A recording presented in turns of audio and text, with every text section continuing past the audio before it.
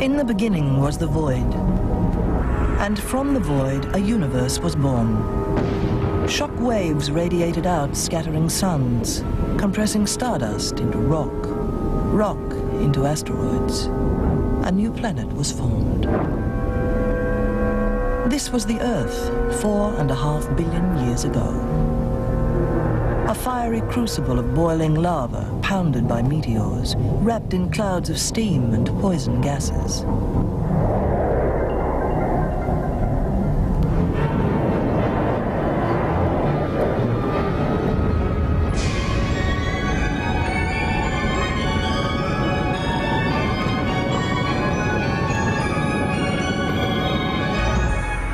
Gradually, the planet cooled.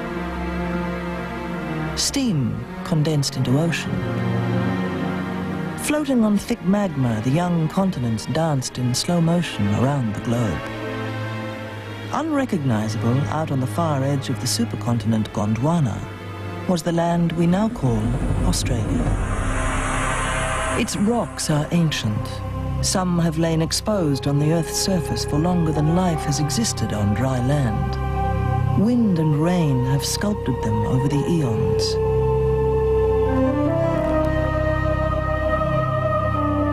Shallow seas have sometimes drowned them.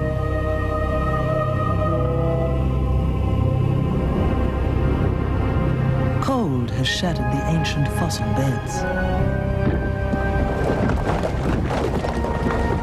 So the record of life in Australia is sparse and interrupted. But elsewhere on the planet, the early inhabitants of the primeval swamps have left their bones behind them. Air-gulping fish were the first of these creatures to struggle from pond to pond across the mud. In time, fins became limbs, gills became lungs, fish became amphibians. Amphibians gave rise to reptiles. And some of the reptiles, 300 million years ago, arrived at one of natural history's great parting of the ways.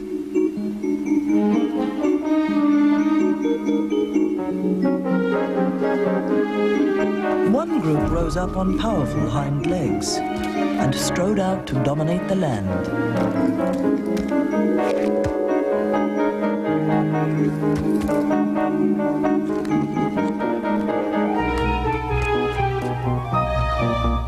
Meanwhile, another reptile had taken a different route.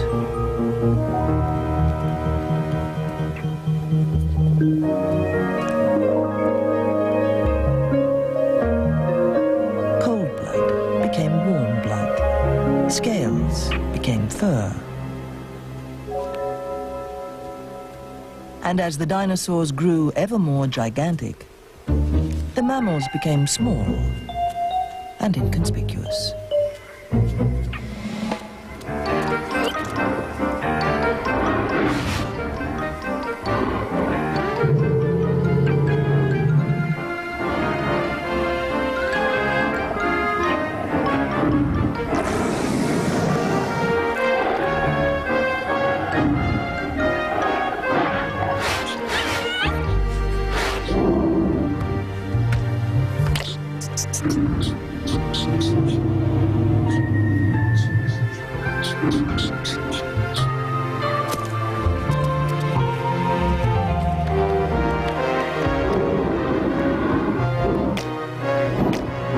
Yet the mammals survived, spreading across Gondwana and into Australia.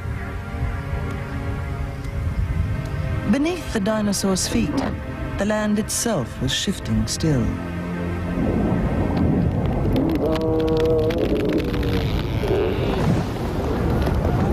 The surge and flow of magma far beneath was tearing Gondwana apart.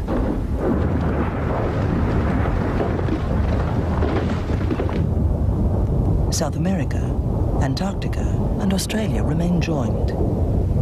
But steep-walled chasms formed at their stretching margins.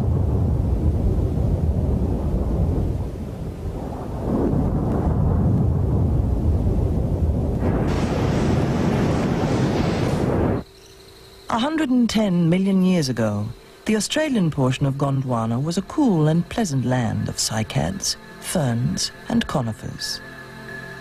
For the dinosaurs, it was a Cretaceous paradise. Here, for example, is Allosaurus, as tender a mother as you could hope to meet.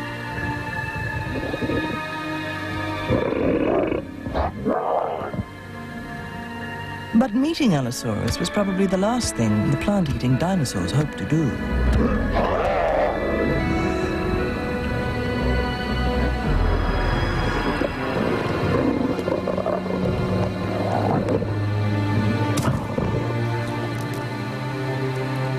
And this is Tamimus, with the long neck and legs of an ostrich or an emu, and a goanna's appetite for other people's eggs.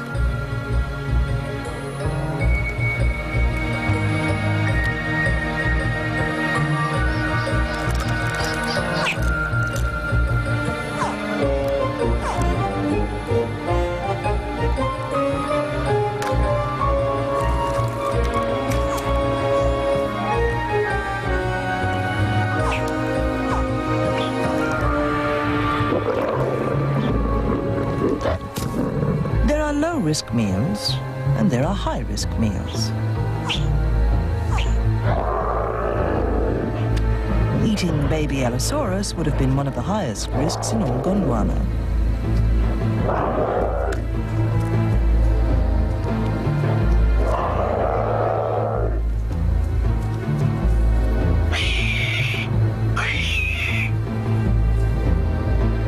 Australia's inhabitants were almost cut off from the rest of Gondwana. Already, this was becoming a land apart. In the cool rivers, labyrinthodont amphibians flourished. They died out elsewhere 30 million years earlier.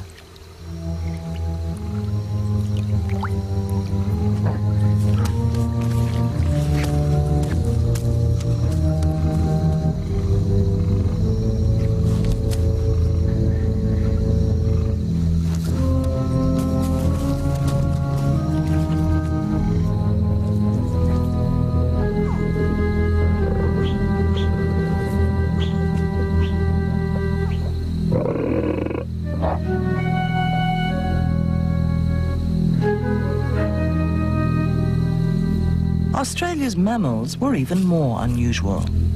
One of the earliest known was Steropodon, an ancient relative of the platypus and the echidna. Like its reptile ancestors and its monotreme descendants, it lay eggs.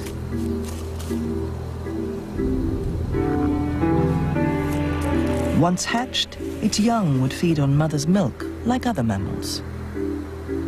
And then, some 65 million years ago, disaster struck. In the seas, ammonites and great marine reptiles would vanish. From the skies, the pterosaurs, the flying reptiles, would disappear. And on the land, on every continent on Earth, the dinosaurs breathed and trumpeted their last.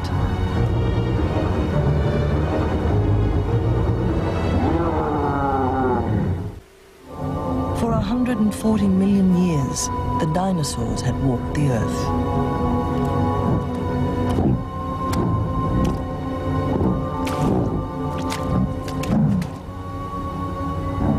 Their doom spelled opportunity for the humble mammals.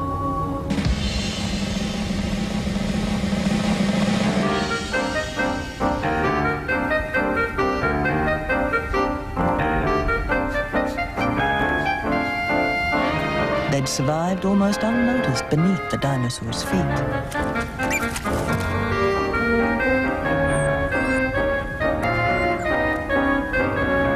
Now they were set to follow in the giants' footsteps and to dominate the planet in their turn.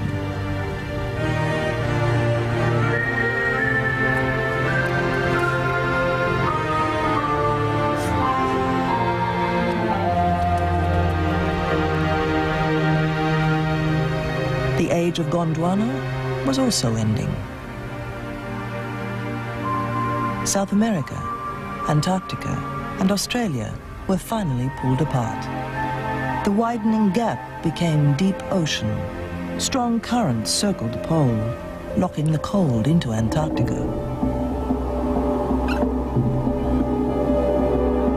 The marsupials of Gondwana were scattered by this continental carve-up.